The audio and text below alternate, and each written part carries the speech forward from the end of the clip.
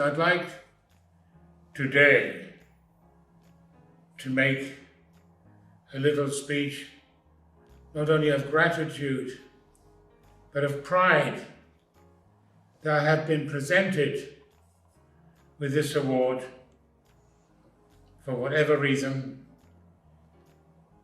for my work, or the plays I've written, or hopefully for the performances I have done, but particularly in Argentina when I was there.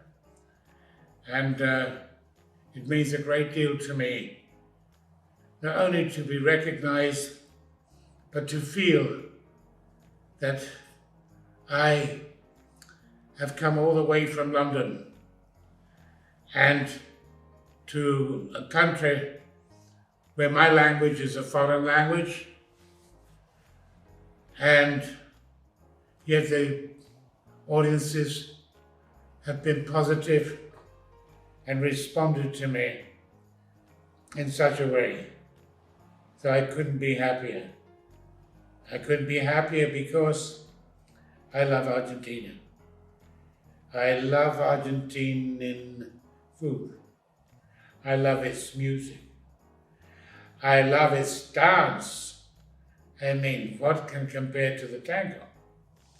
But all these things, apart from that, an actor has to make his feelings clear. And sometimes we're tied to our language. But if we can transcend language and people can still in some way understand or get the emotion of what we're trying to transmit, even in a foreign language, that's quite wonderful. So I can only thank you. I started my life as an actor when I was about 20, 21. But a little before then, I went to an evening institute for working class men. I had little money, but it was economic, and it gave you an introduction to theatre.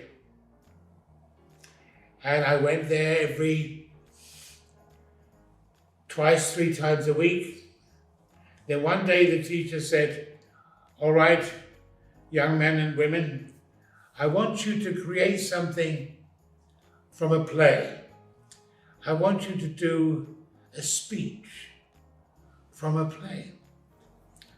Because now we were developing and we were advancing in our studies, and we now had to show how we could interpret text. So I went home excited, do something from a play. So I looked at plays, I read through plays, I found other plays, I searched for plays, but I couldn't find plays with a big enough speech, because the plays were all 3 lines or 4 lines, 5 lines, 6 lines, 1 line. So I found it difficult to find the play. And then I decided I didn't want to do any plays, that my world didn't belong to the world of plays. That's what I felt then. So what I did, I had a collection of short stories by a man called Franz Kafka. And these were most beautiful stories. They were so beautiful. They were so moving. They were so sensitive. They were so intelligent. They were so romantic and so compassionate. I picked up this book from Franz Kafka, and I picked out one story called The Bucket Rider. It's just two and a half pages, but it was beautiful and moving, sensitive, and said a lot. So I studied this. For 2 or 3 days I learned it. And then the day came for us to perform our pieces. And the actors got up and somebody did a bit of something from Death of a Salesman, or a bit from perhaps Look Back in Anger, a bit from maybe a bit of Shakespeare. All the actors were very brave and did the best they could. Then my turn, I got up and I started with the bucket rider. It's about a man who's cold in a room in Czechoslovakia, in Prague, and he's just got a bucket where the coal is kept, but there's no coal left in the bucket. He's just got an empty bucket. So I started with this story, and then the teacher said, no, we don't want that. We want a play, not this. No, you've got to find a play. So I sat down again. It didn't bother me what he said. I just thought, well, maybe I'll find a play one day. But for now, I loved this story. Then, 20 years later,